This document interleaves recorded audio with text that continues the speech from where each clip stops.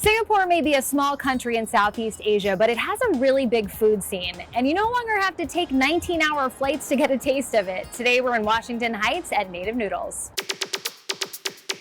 Amy, tell me, what is Singaporean cuisine? So I think Singaporean cuisine is hard to encapsulate in a word, but it's definitely a blend of our multi-ethnic society. So we have Chinese, Malays, Indians, and then Eurasians as well, or like people who have intermarried. And so that all translates into our food. So it's a delicious blend of spices, curries, noodles and rice dishes, and I'm excited for you to try some. I'm very excited to be here. I traveled to Singapore maybe 6 years ago and I loved it. And one of the things that stood out to me the most was what a food-driven city it is. Everybody's eating, everybody's talking about eating. Yeah. Was that a big part of your life growing up there? Oh, 100%. And I think something you probably noticed as well is that it's very accessible, right? So we have these huge hawker centers, food courts, and you can get a wonderful meal, like fill your table with food from all different cultures for under $10 easily. And so definitely part of growing up was just having that access to that food, and it's something I missed a lot in New York.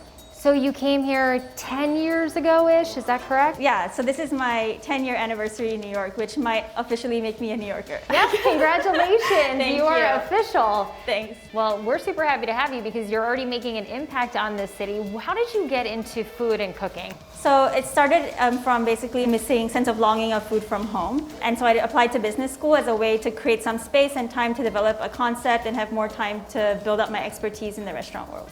And you ended up opening your first kind of food stall at the Queen's Night Market. Yeah, that's right. And I really resonated a lot with their mission, which was to bring food from all over the world in one space at a really affordable price point. And so all their dishes are, capped at $6.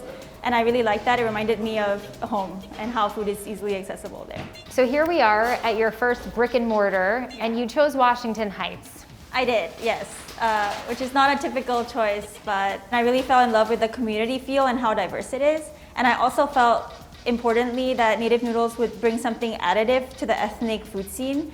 There's not too many options that are outside of the typical selection, like maybe Thai or Chinese American.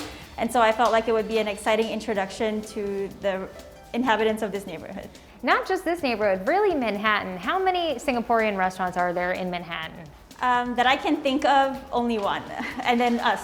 So right. So there are a few different dishes that Singapore is really famous for, one of them being the chili crab. Can you tell people who aren't familiar with it what it is? It's essentially a special occasion dish.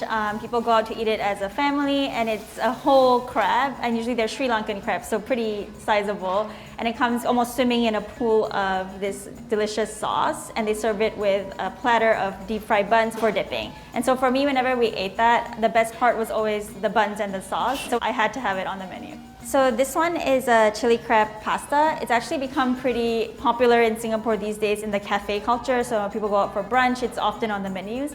And so it's just a way of taking that delicious sauce that I mentioned, but without the fuss of the whole crab. These are dishes that I wanted to show you where we put our fun spin on Singaporean classic flavors. So things that you might not find exactly in this form in Singapore, but when you taste it, it would still remind you of home. This is our popcorn chicken.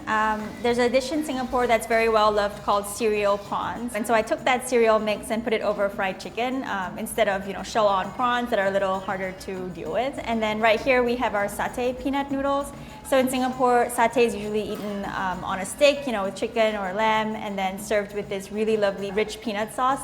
And so instead of doing meat on a skewers, I just translated that sauce into a noodle form and then serve it with a protein of your choice. And here we have our honey roasted pork. And for the grand finale, we have dessert. Yes, so the one dessert on our menu right now is our pandan waffle. It's served with our homemade coconut jam, which we call kaya.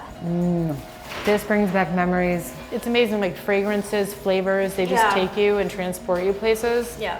I wouldn't mind getting on a 19-hour flight tomorrow, but this is way closer.